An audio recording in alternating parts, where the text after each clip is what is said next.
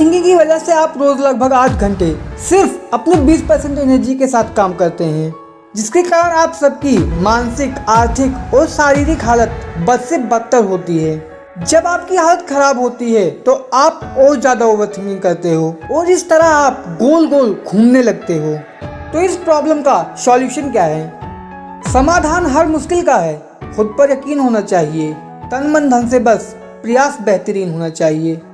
आज हम over thinking क्यों होता है इसके रूट कॉज को समझकर एक सिंपल, साधारण, जो तुरंत अपने लाइफ में उतारा जा सके ऐसा सॉल्यूशन देने वाले हैं। जब मैं इस टॉपिक पर रिसर्च कर रहा था तो मैंने देखा कि ज़्यादातर लोग यही कह रहे थे, इंसान या तो पास्ट में जीता है या फिर फ्यूचर में। अगर इंसान प्रेजेंट में जीना स्टार्ट कर दे तो वो ओवर थिंकिंग से बच जाएगा, और ये सच भी है। पर मुझे कोई ये बताए कि आखिर हम पास्ट और फ्यूचर में जीते ही क्यों हैं? क्या कारण है जो हम पास्ट और फ्यूचर से निकल नहीं पाते? इस प्रॉब्लम की रूट कॉज वही है। अच्छा, आप मुझे बताइए, माँ के डांटने पर ज़्यादा बुरा लगता है या कोई दोस्त कुछ बोल दे उसका बुरा लगता है? दिन भर आपके माइंड में माँ के डांटने का थॉट चलेगा या दोस्त के बोलने का? आप लोग अभी नहीं समझ पाए हो तो मैं थॉट से अटैचमेंट के बारे में बात कर रहा हूँ। क्या वही थॉट हमारे दिमाग में नहीं घूमा करता है जिससे हम अटैच हैं? आप जिस भी थॉट से ज़्यादा अटैच रहेंगे वही थॉट आपके माइंड में ज़्यादा घूमेगा। जैसे अगर माँ और दोस्त वाली सिचुएशन को देखें तो दोस्त के मुकाबले में माँ से इंसान बहुत ज़्यादा अटैच रहता है, जिससे जाहिर है माँ की बातें माइंड में ज़्यादा घूमेंगी। तो अब सॉल्यूशन क्या है? जीवन में कोई भी कठिनाई क्यों ना हो, हम शांत रहें तो हर समस्या का समाधान मिल जाता है। सॉल्यूशन आप एक छोटी सी कहानी के माध्यम से समझें।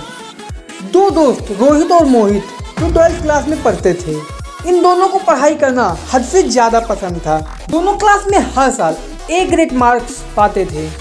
उनके स्कूल के मैनेजर का लड़का भी उन्हीं के क्लास में पढ़ता था, पर पता नहीं क्यों वो रोहित और मोहित को देखकर जलता था। जब 12th के मेन एग्जाम्स के सिर्फ 1 महीने बचे तो रोहित और मोहित का झगड़ा हो गया उस मैनेजर के लड़के के साथ।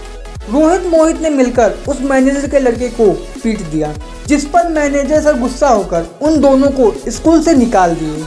बाद में उनके पेरेंट्स ने बहुत समझाया पर मैनेजर नहीं माना। उन दोनों का 1 साल बर्बाद हो गया।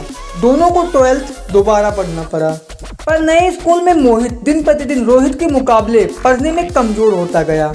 वो ओवर थिंकिंग करने लगा था और 12th के एंड तक आते आते वो पढ़ने में इतना कमजोर हो गया कि उसके 12th क्लास के मार्क्स आए D ग्रेड के। एक दिन जब दोनों दोस्त खेल रहे थे तो अचानक रोहित ने पूछा, मोहित तेरी पढ़ाई क्यों इतनी बेकार हो गई? तू तो पढ़ने में बहुत ठीक था। मोहित बोला, उस मैनेजर ने मेरी ज़िंदगी बर्बाद कर दी यार।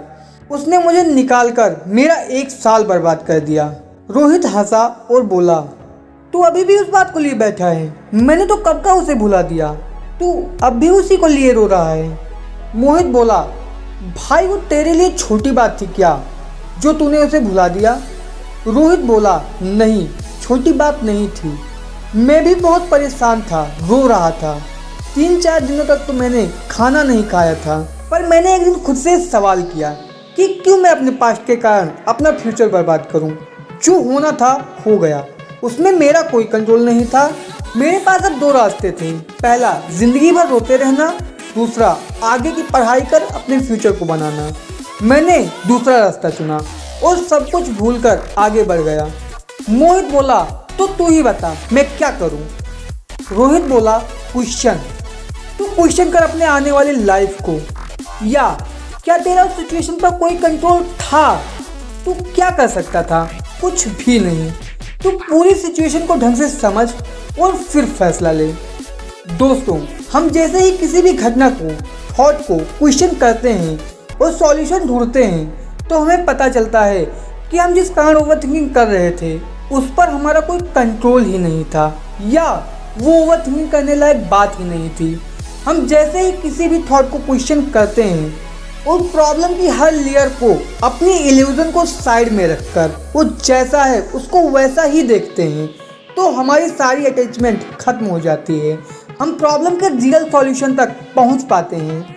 इसलिए अपने माइंड को क्वेश्चनिंग करने वाला माइंड बनाओ।